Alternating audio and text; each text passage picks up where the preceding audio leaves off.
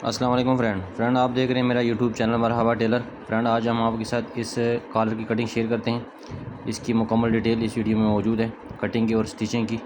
तो इस मुकम्मल वीडियो वॉच करें। अगर वीडियो अच्छी लगे तो लाइक सब्सक्राइब ज़रूर कीजिए, अपने दोस्तों के साथ शेयर कीजिए। तो चलो शुरू करते हैं।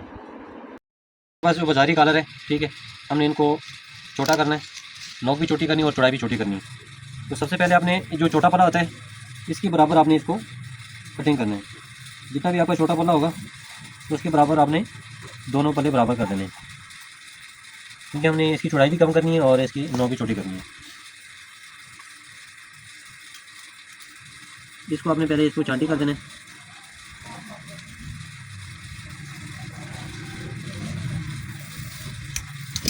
ये चांटी हो गया, ठीक है। ये दोनों पल्ले हमारे बराबर हो गए। जितना हमने यहाँ से इसका चांटी किया, अभी इसको भी हम यहाँ से चांटी करेंगे। इतना मार्जिन हमने इसका भी उड़ाना है।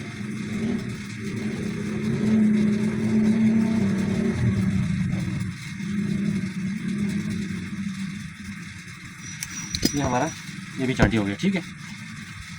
अभी हमने एक पल्ला जो है ना इतना और छोटा करना है। यहाँ पे हमारी सिलाई आनी है, तो उसके लिए हमने यहाँ पे इसको निशान लगा देना है।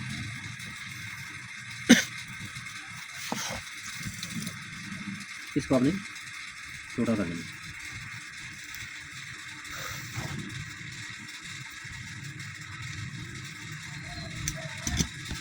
अभी हमारा एक बड़ा पल्ला हो गया, एक छोटा हो गया, ठीक है। अभी हमने इनकी नोक छोटी करनी है। जो बड़े वाला पल्ला है इसको सेंटर करके यहाँ पे नीचे वाली साइड पे आपने एक तुक्का लगा देना है। ये नीचे वाली साइड आ गई है। अभी हमने इनकी नोक काटेंगे। नोक हमने इसकी तिरछी काटनी है, इस तरह क्रॉस में, ठीक है। ये हमारी इसकी नोक कटिंग हो गई। अब इसकी भी यहाँ से हमने इसको निशान लगा देना।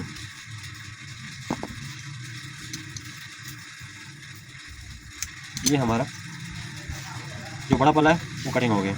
अभी इसके ऊपर हमने छोटा पल्ला कटिंग करना है। तो सबसे पहले आपने इसका नीचे वाली साइड पे निशान लगा देना है। जो बहन के साथ जो जो साइड जुड़नी है, यहाँ से इसके साथ बहन जुड़ेगा, ठीक है। तो वहाँ पे आपने दो टुक्के लगा देने हैं। ये सेंटर करके एक निशान आपने यहाँ पे लगा देना है, इसी किनारे पे, ठीक है। एक निशान आपने इस किनारे पे लगा देना है और इधर से भी आपने एक निशान इधर इस किनारे पे, एक निशान इस किनारे पे। इन निशानों को आपने आपस में मिला देना है। ये आप देख सकते हैं, इस निशान को भी आप मिला लें। अभी हम इसको कटिंग कर देते हैं।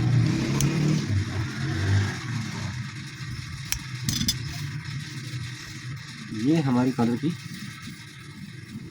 पल्लों की कटिंग हो गई है, ठीक है।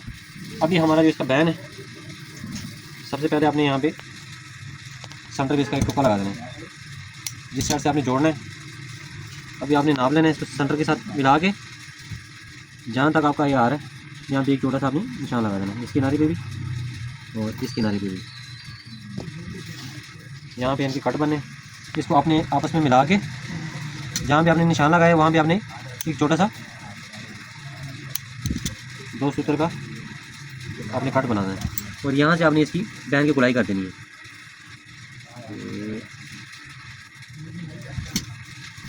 ये देख सकते हैं यहाँ हमारे। तो फ्रेंड ये जो है ना, हमने ये बड़ी पल्ला पहले का जमाना, जो कॉलर का बड़ा पल्ला है वो पहले आपने जमाना अच्छी तरह। आपने फ्यूजिंग का बहुत दारोमदार होता है आपकी कोई भी सच्चे में। फ्यूजिंग अगर अच्छी हुई हो तो बुकना पहले से आप शेयरिंग कर लें तो बहुत बेहतर है। लेकिन फ्यूजिंग का बहुत दारोमदार होता है आपके कंप्लेन का रेशो बहुत कम हो जाएगा आपकी फ्यूजिंग, और अगर शेयरिंग किया होगा बुकरा तो उसकी कंप्लेन ना होने के बराबर होता है। ये अभी इसके ऊपर हम छोटा पल्ला लगा रहे हैं।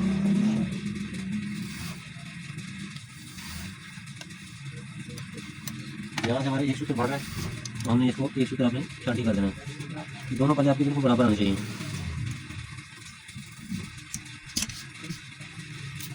तो अभी हल्का हमें शावर इस्तेमाल कर लेना और शावर इसको यहाँ से आपने पानी लगा के अच्छी तरह से फ्यूजिंग कर दें। जब आपकी फ्यूजिंग की जान होगी तो इंशाल्लाह ऑटोमेटिकली आपका सफाई के साथ आपके नुकसान भी बनेगा और फिनिशिंग भी होगी। और चप्पी का ज़रूर इस्तेमाल करें। चप्पी ऐसी चीज़ है कि इसे कि बिल्कुल बेहतरीन जो है ना, अच्छा वो जम जाता है। जैसे आप गर्म मिस्त्री मारेंगे साथ आप चप्पी का इस्तेमाल करें अब इसकी हम बूंदें लगानी है। ये चमक वाली साइड होती है बूंद की, ये हमने इसकी बिल्कुल किनारे पे इसे लगा देना है। अक्सर दर्जी भाई मुख्तलिफ तरीक़ों से लगाते हैं, लेकिन जो मेरा तरीक़ाकार है वो ये दर्जी भाई यहाँ भी जमाते हैं, वो तरीका भी सही है, लेकिन ये भी सही है।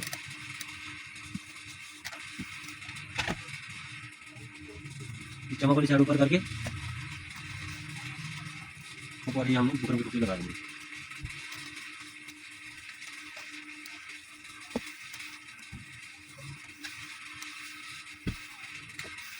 कलर हमने थोड़ा डिफरेंट तरीके से इसको लगाना है।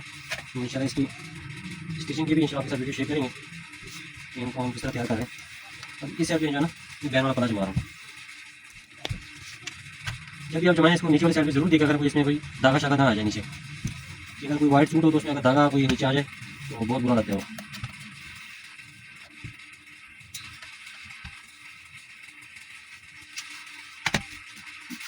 इंशाल्लाह इस्तेमाल करेंगे।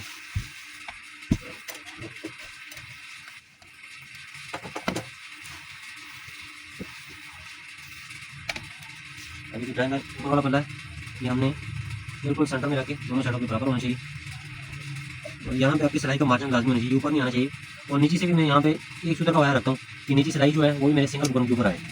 और यहाँ पे मेरा मार्जिन सिलाई के लिए लाजमी होना चाहिए।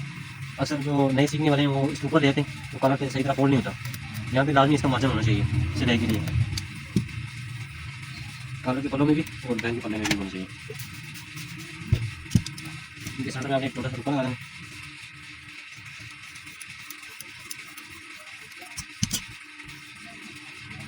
यहाँ से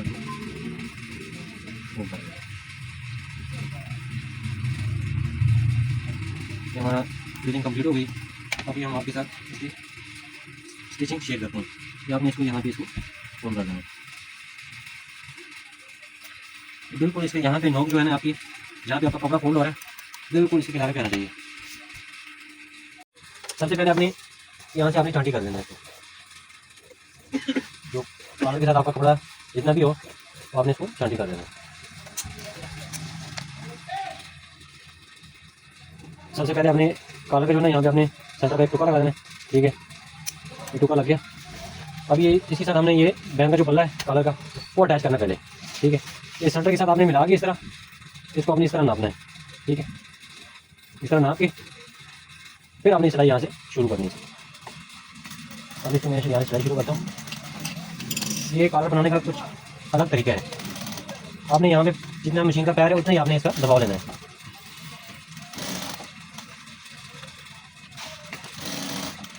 ये सेंटर के साथ देख लो आप, बिल्कुल सेंटर के साथ सेंटर आना चाहिए। जब सेंटर के साथ सेंटर आएगा जनरली आपका कॉलर कभी भी काला नहीं होगा, बिल्कुल स्ट्रेट आएगा। और दोनों का दबाव एक जैसे रखना है। ये सिलाई आपने बाहर निकाल दी। ठीक है, अब यहाँ पे आपने ये कट लगाना है, एक यहाँ पे लगाना है और एक यहाँ पे लगाना है सिलाई तक। इसको पहले आपने इस तरह नाखून की मदद से भी बिठा सकते हैं और कैंची की मदद से भी इसको बिठा सकते हैं।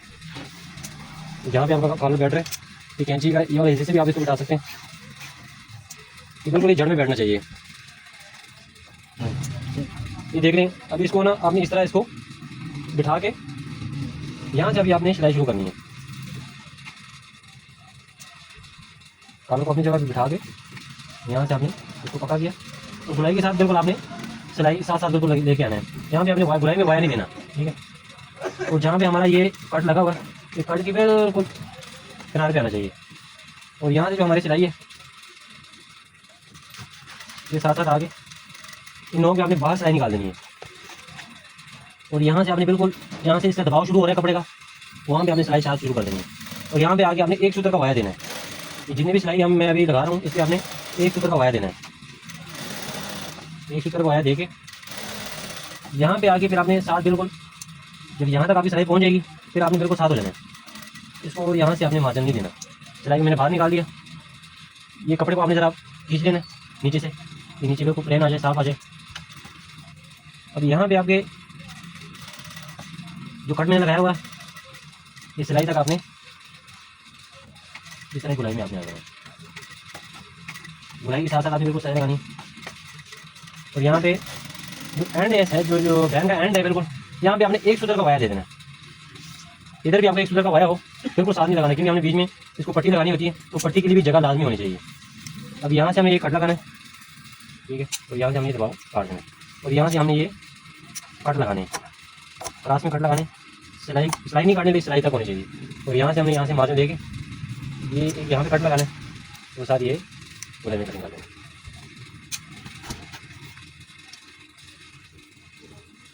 अभी देख सकते हैं माशाल्लाह नोक कितनी बेहतरीन की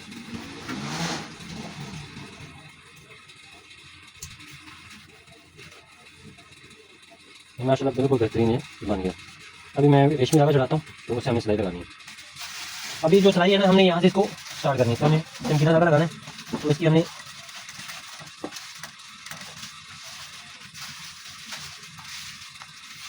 यहाँ पे हमने इसको डबल सिलाई लगानी, पहले इसकी किनारे की सिलाई लगानी हमने, बिल्कुल किनारे पे नहीं लगानी, लेकिन 1 सूत्र का वायर देके यहाँ से इसको जरा मैंने क्रास में देके जाना है। वहाँ से मेरा किनारा है, यहाँ से मैंने इसके पैर के दबाव दे दिया, ठीक है। और इस पीस को नीचे की तरफ आपने खींचना है, कपड़े को इस तरह खींच के आपने सिलाई लगानी है।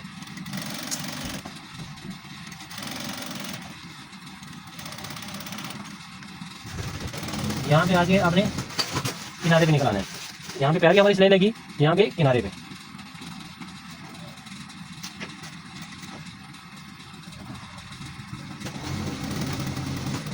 यहाँ से हमने अभी इसको पैर की सिलाई लगानी है, कपड़े को नीचे की तरफ आपने खींचना है, इधर उसको सफाई के साथ बैक से भी आए, कपड़े खींच के ये सिलाई आपने लगानी है। अभी आपकी सिलाई जो है, इस सिलाई के ऊपर सिलाई आनी चाहिए, ये कुछ टाँगे रखेंगे, यहाँ से अभी हमारा आपने पैर की सिलाई लगानी है।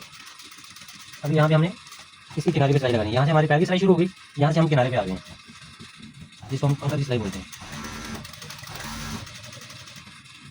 अभी इसका धागा खत्म हो गया, यहाँ से आपने जो जहाँ भी अगर धागा खत्म हो गया, धागा टूट जाए, तो आपने यहाँ पे घेरा लगा देना है, ठीक है, यहाँ पे आपने घेरा लगा देना है।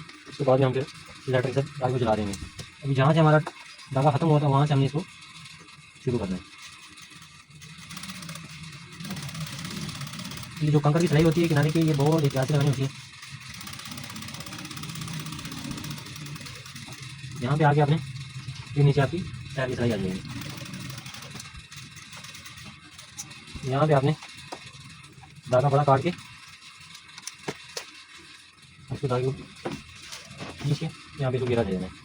रेशमी धागा जब भी आप डबल सिलाई करें, तो लाजमी इसको घेरा दे के लेटर के साथ जला दिया करें, यानी कटिंग आती है।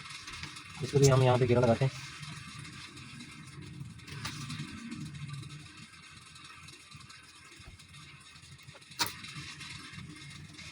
अभी इसको हम घेरा लगाते हैं।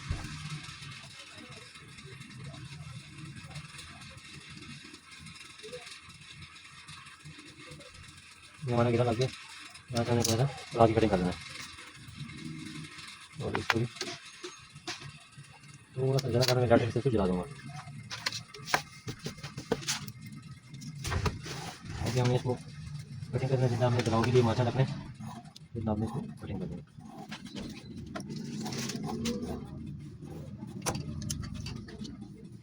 अभी इसका आपने सेंटर पे निशान लगा देना। माशाल्लाह आप बैक से देख सकते हैं कि बिल्कुल प्लेन है, इसमें कोई जोड़ नहीं है कपड़े का। जब ये मुकम्मल तैयार हो जाएगा, फिर भी आपके साथ हम शेयर करते हैं।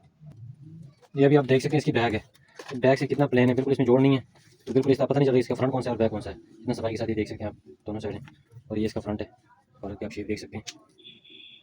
इसके इंशाल्लाह मुकम्मल भी हम लगा के भी आपको रिजल्ट चेक कराते हैं।